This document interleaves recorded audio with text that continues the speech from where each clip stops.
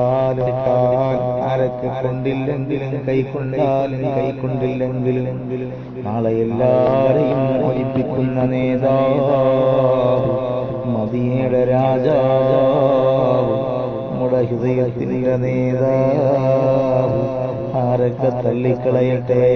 നിന്നെ ഒന്നുമല്ലാതെ കാണട്ടെ നിന്നെ ഒന്നുമല്ലാതെ നിന്നെ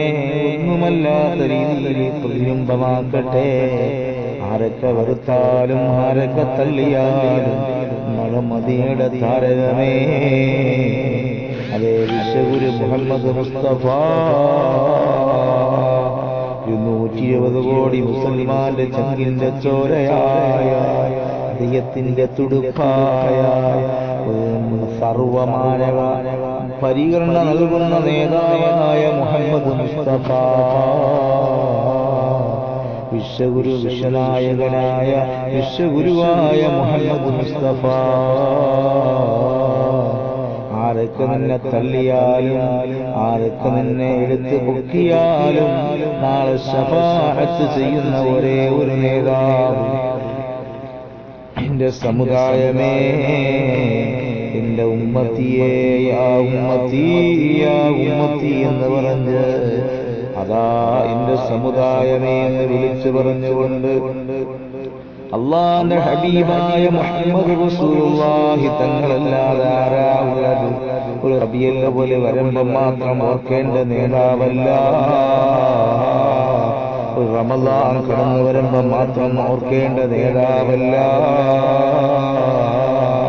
നിന്നെ നീയായി മാറ്റുന്നതിൽ എന്തെല്ലാം സാരസമ്പൂർണമായി ഉൾക്കൊണ്ടോ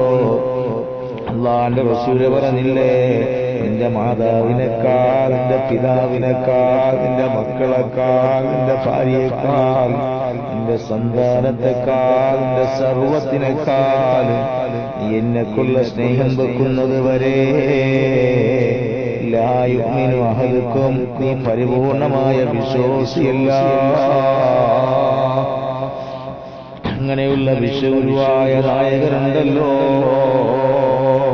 അതേ ആരൊക്കെ നിന്നെ തള്ളിക്കളഞ്ഞാലും എന്റെ സമുദായമേ ഈ എല്ലാ ശഖ്സിയത്തുകൾക്കും എല്ലാ വ്യക്തികൾക്കും വേണ്ടി ശുപാർശ ചെയ്യുന്ന നേതാവ് ഞാൻ കടന്ന് മാത്രമേ എന്റെ സമുദായത്തിൽ അവസാനത്തെ ആളും കടന്നാൽ മാത്രമേ ഞാൻ കിടക്കുകയുള്ളൂ എന്ന് പറഞ്ഞുകൊണ്ട് നാളെ നമുക്ക് റെക്കമെൻഡ് ചെയ്യുന്ന നേതാവ് 1,24,000 അമ്പിയാക്കന്മാരും നമ്മളെ കൈവടിയുമ്പോ മാതാവ് കൈവടിയുമ്പോ ഉപ്പ കൈവടിയുമ്പോ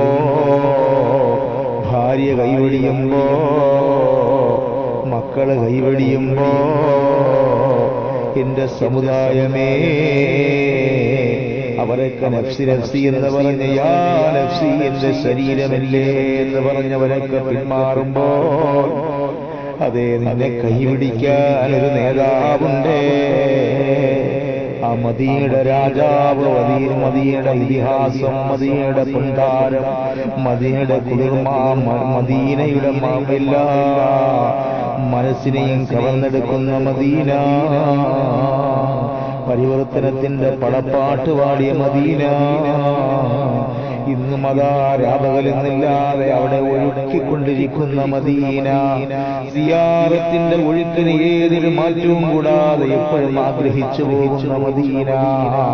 ലോക്ക്ഡൌൺ വന്നാലും എന്തെല്ലാം അടവനയങ്ങൾ വന്നാലും എന്തെല്ലാം പ്രശ്നങ്ങൾ വന്നാലും മനുഷ്യന്റെ മാണിക്യ കൊട്ടാരത്തിൽ എപ്പോഴും ആഗ്രഹിച്ചു പോകുന്ന മദീന